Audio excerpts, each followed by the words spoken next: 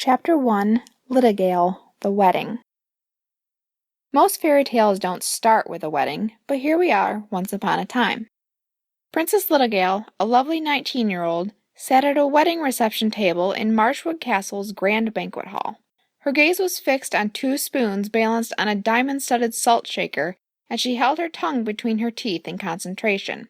Suddenly, the spoons wobbled because of thumping from the nearby dance floor, but Littagale caught the utensils before they clattered onto her porcelain plate. My angle was a bit off, she thought. I wonder if it would work if— "Attention, please," boomed a deep voice. Littagale looked up from her spoon experiment and saw King Wesick, her father, standing beside the wedding band. He wore his finest blue dress clothes, and a cape was clasped by a gold chain around his neck. His red-brown beard was trimmed for the occasion, and his crown shone from polishing. He held up his hands for attention, smiling at the crowd. She adored her father. He was the bravest man in all the land, or so they said. He was a kind, strong, and wise king, and Littagale felt he was an even better father than he was a king. The lutists, flutists, and drummer near King Wesick stopped their play obediently, and the dancing lords and ladies also paused to look at the king. Across the table from Littagale, elderly Aunt Maeve's shrill voice deftly continued over the hush. "Prince Nolan doesn't eat onions either? What is this family coming to?" Cousin Opal quickly whispered in Aunt Maeve's ear. Opal wore her usual armloads of jewelry, and a bracelet stuck on her plump arm as she shielded her whisper. "Oh!" Aunt Maeve finally caught on and turned in her seat to face the king. Littagale winked at Opal, who mouthed, "Oh my stars," and tried to stifle a laugh. Then Littagale smoothed out her blue dress and sat up like a proper princess to listen to her father. "Thank you all for coming," King Wesick began.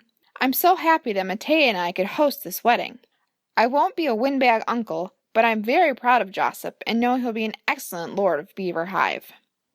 "Hear, hear!" cried Joseph's friends from their table. The king smiled and gestured to Joseph's new wife at the head table. "And Lady Scarlet, you are a beautiful bride and a wonderful addition to the family." "Hear, hear!" cheered Scarlet's friends, not to be outdone. King Wesick lifted his sparkling glass. "Let us toast to their happy new life together." Everyone lifted their glass high, and Littagale was especially careful not to spill hers. "If I stain this dress, Mom will feed me to the trolls," she thought with a smile. She drank the red punch without incident. Then everyone clapped for the newlyweds. A few whistled. The rowdier bunch clacked utensils against their glasses, and so Cousin Joseph leaned in for a quick kiss with his new bride. "Where is Nolan?" thought Littagale as she scanned the room for her stepbrother. "He promised me a dance. He's probably stuffing his face since Mom hired a caterer. We all lucked out there." Queen Mattea, Littagale's loving stepmother, had many skills. Cooking was not one of them. In fact, as children, when Littagale and Nolan heard the news about two kids lured by a witch into a house of baked goods, they thought the risk worth the reward. "Ah, there he is," thought Littagale as she spotted Nolan. Sure enough, her beloved stepbrother was at the buffet table. Nolan was a strapping young man, blonde-haired, blue-eyed, tall, and handsome. If you looked up Prince in the library scrolls, his picture would be there. Literally, because he'd drawn pictures of himself in the scrolls as a kid. Nolan stood regally beside a few lords, but when no one was looking, he quickly swiped a chunk of cheese from a platter on the table beside him. Littagale suppressed a laugh and turned back to the dance floor. "And now," said the court jester as he bounced near the band, "it's time for more merriment. Will Lady Scarlet and all the single ladies please come to the dance floor?" "Oh no," thought Littagale, "if I hear that song one more time." She slumped down in her seat and clutched the tablecloth. For a moment she considered hiding under the table. But no. When she'd hidden under the table for her 5th birthday party, it hadn't gone over well, and now it certainly wouldn't either. Lady Scarlet, in her beautiful white wedding dress, carried her bouquet to the dance floor. A healthy pack of giggling, eager young women followed behind her. One of the hopeful was Princess Beauty from the neighboring kingdom of Oiho. She and Littagale had gone to charm school together but had never particularly gotten along. Beauty was as pompous as she was pretty, which rather spoiled her looks. She constantly brought up the fact that her godmother was a fairy, and she never let other girls forget her good fortune. Fairy godmothers aren't actually all that common, despite what you may have heard. Most princesses' godparents were aunts or uncles, and almost none had magical abilities. Littagale's godmother had been her mother's best friend, an elf who lived in Ezreal Forest.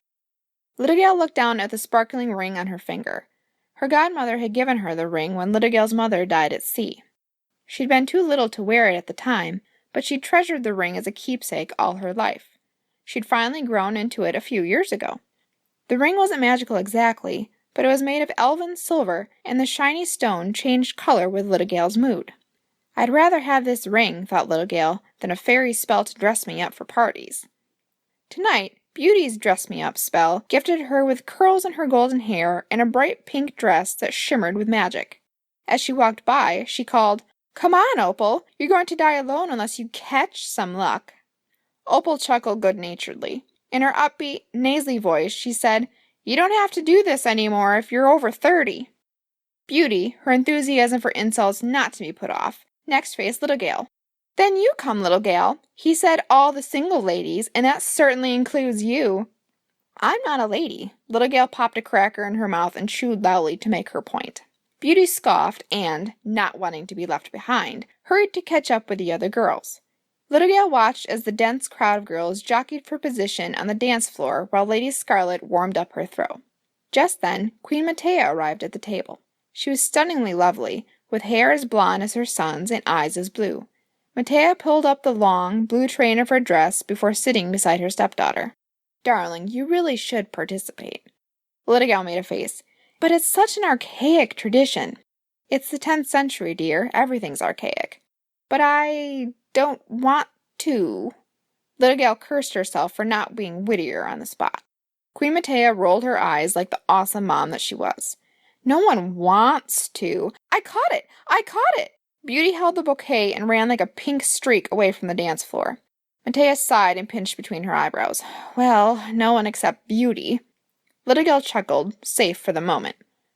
The band started up with a new, spirited song, and lords and ladies dashed back to the dance floor.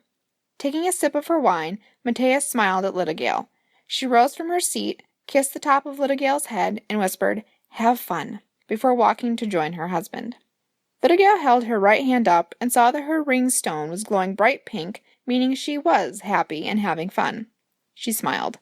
"It's a nice wedding," she thought as she took in the scene. Cousin Joseph and Lady Scarlet looked happy and in love. Everyone around the grand hall was celebrating, momentarily free from the work of being lords and ladies.